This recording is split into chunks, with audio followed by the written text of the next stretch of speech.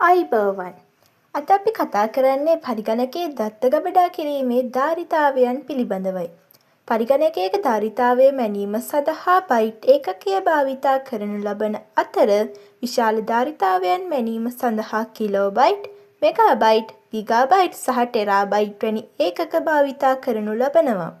වර්තමානයේ වඩාත් බහුලවම භාවිතා වෙන්නේ ගිගාබයිට් සහ ටෙරාබයිට් යන ඒකකයි. දත්ත ධාරිතාවය ගණනය කරන්නේ කෙසේද? පරිගණකයේ දත්ත ගබඩා කිරීමේ ධාරිතාවයන් ගණනය කිරීමේදී මූලික ඒකක පෙළ ගැසෙන්නේ මෙන්න මේ ආකාරයටයි.